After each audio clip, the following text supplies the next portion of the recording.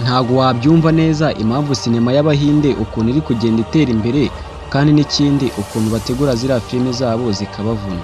Ibi ni ibintu rero bisa nkaho biba bikomeye cyane mu gutegura filime se, cyangwa ukazicara igihe kinini cyane urimo wandika filime ugomba kuzakoraho. Akenshi na kenshi n'igihe usanga bano bantu bitabaza abantu bazi kwandika, kuko bivugwa ko ushobora kuzandika n'umutwe ukaruha bitewe n'uko izi filime bakora ziba zibagoye cyane. Ushobora kuba warebye filime nyinshi cyane muri uyu mwaka zikabasha kuba zakuryohera, ariko hari filime yaryoheye abatuye isi bose na n'ubu bakifuza kureba bitewe n'uko harimo ibintu byiza cyane kandi hakaba harimo inyigisho. Ushobora kuba wararebye Pushpa 1 ukareba Pushpa 2, izi ni filime nziza cyane zagiye zihitinga kandi zigakundwa. Rero Pushpa 3 nayo biri kuvuga ko ushobora kuba iri mu nzira irimo gushutingwa. Ngiye kukubwira iby'iyi filime n'uburyo yakozwemo n'amafaranga yinjije kugira ngo umenye uko byagenze. Kenshi na kenshi biba bigoranye cyane kubona ko utegura filime nk'izi ngizi. Ntago wabyumva neza impamvu sinema y'Abahinde ukuntu iri kugenda itera imbere, kandi n'ikindi ukuntu bategura ziriya filime zabo zikabavuna. Ibi ni ibintu rero bisa nkaho biba bikomeye cyane mu gutegura filime se, cyangwa ukazicara igihe kinini cyane urimo wandika filime ugomba kuzakoraho. Akenshi na kenshi n'igihe usanga bano bantu bitabaza abantu bazi kwandika, kuko bivugwa ko ushobora kuzandika n'umutwe ukaruha bitewe n'uko izi filime bakora ziba zibagoye cyane. Ushobora kuba wararebye filime nyinshi cyane muri uyu mwaka zikabasha kuba zakuryohera, ariko hari filime yaryoheye abatuye isi bose na n'ubu bakifuza kureba bitewe n'uko harimo ibintu byiza cyane kandi hakaba harimo inyigisho.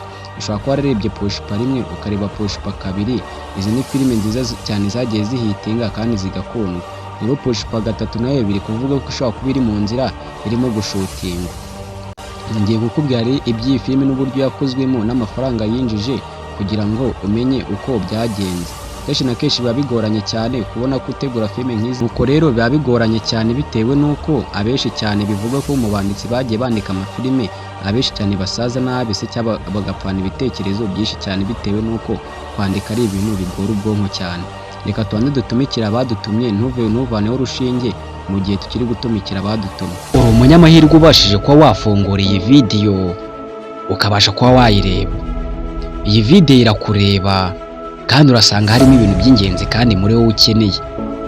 Muri Angel S Private Driving Company, iyi ni company nziza cyane yizewe iri gukorera inaha iwacu mu Rwanda mu bijyanye no kuba bagukodesha imodokari. Ushobora kuba warirukanse ushaka ahantu wakura imodokari warahabuze.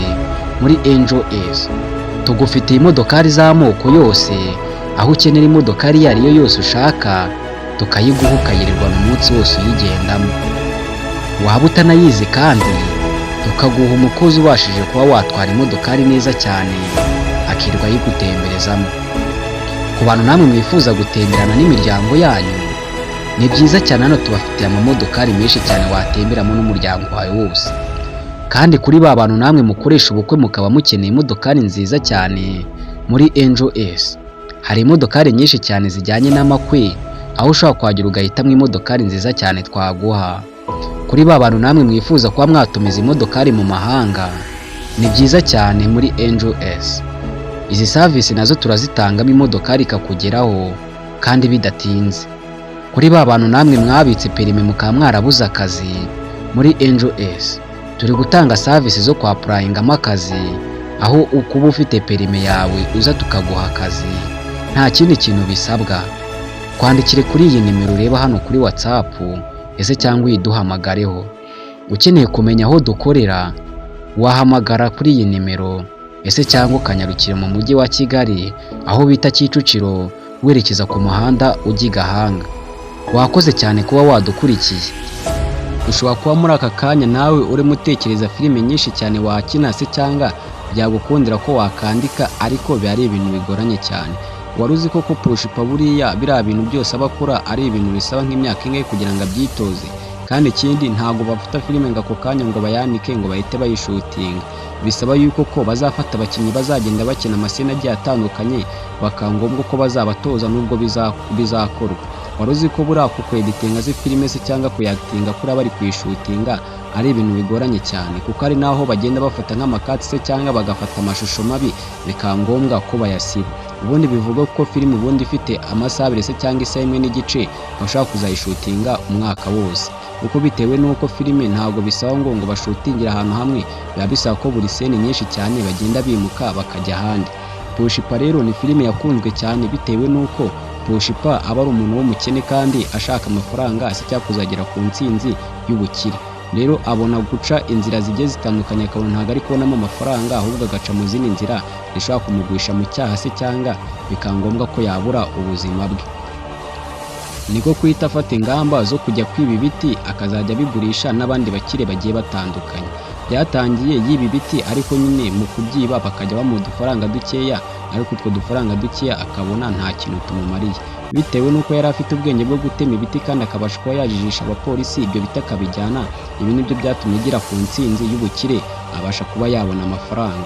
Ese witeguye kuzabona pato ya kabiri y'ukuntu byagenze n'uburyo leta ibimukurikiranaho? Kanda subscribe, wibuke no kuba wakora ku nzogera kugira ngo tujye tubana muri iki kiganiro se cyangwa muri documentary dukora, kandi wibuke no kuba wakanda like kuko ni ingenzi cyane, urabukoze. Reka mbabwire ati naho ubutaha, ukomeze kugira ibihe byiza n'umwaka mwiza cyane ku bantu mwese tubana muri ibi biganiro, kandi nawe niba ari bwo ugifungura iyi video ni byiza cyane kuba wabyumva ukabasha kuba wakora share. Reka mbabwire ati bye bye.